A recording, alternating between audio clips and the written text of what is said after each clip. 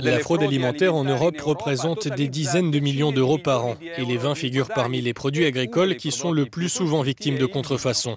Mais aujourd'hui, des techniques sophistiquées permettent de vérifier leur qualité et leur origine, ce qui protège les producteurs et les consommateurs.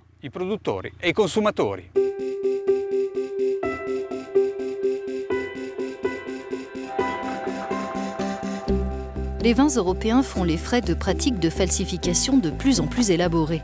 D'où la nécessité de concevoir des méthodes perfectionnées pour les authentifier.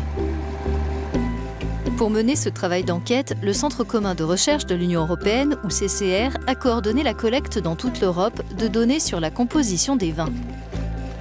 Ici, ces inspecteurs du ministère italien de l'Agriculture veulent établir les caractéristiques de ce vignoble des pentes de l'Etna. Pour vérifier qu'un vin est authentique, on établit les rapports isotopiques dans l'échantillon officiel et on le compare avec les données de la base de référence. Comment on fait? On se réfère d'abord à notre base de données pour avoir les échantillons de référence pour tel cépage, tel millésime, telle appellation. Puis on compare les paramètres que nous avons dans notre base de données avec ceux de notre échantillon.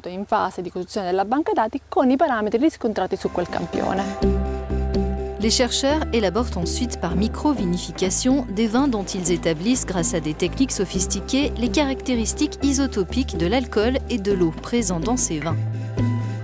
Des éléments extrêmement importants car le plus souvent, les fraudes consistent à diluer le vin avec de l'eau ou à y ajouter de l'alcool ou du sucre.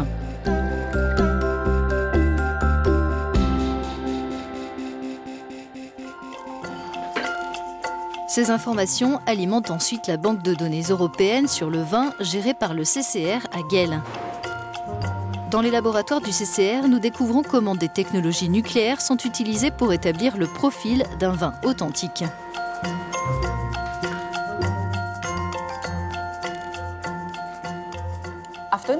Ici, nous avons un échantillon de l'alcool restant après distillation du vin. Si par exemple on avait ajouté du sucre pour augmenter la teneur en alcool du vin, le profil serait tout à fait différent. La résonance magnétique nucléaire et la spectrométrie de masse sont les outils d'analyse les plus performants pour authentifier les vins, car elles permettent de déterminer au niveau de l'atome leurs spécificités qui sont liées à l'environnement du lieu de production. Ce qui nous intéresse en particulier, c'est l'oxygène qui est présent dans l'eau du vin.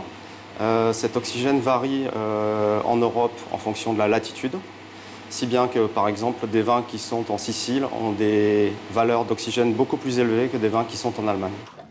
Chaque année, des chercheurs opérant un peu partout dans l'Union européenne établissent la carte d'identité actualisée de chacun des vins produits dans leur pays.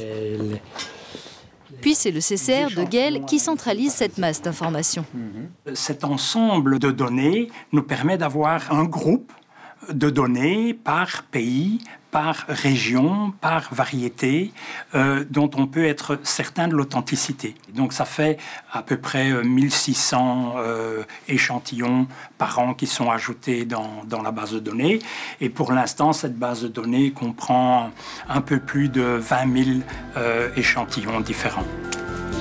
Cette base de données est mise à disposition de tous les États membres. Elle est cruciale quand un vin est visé par des soupçons de fraude et que des poursuites sont engagées.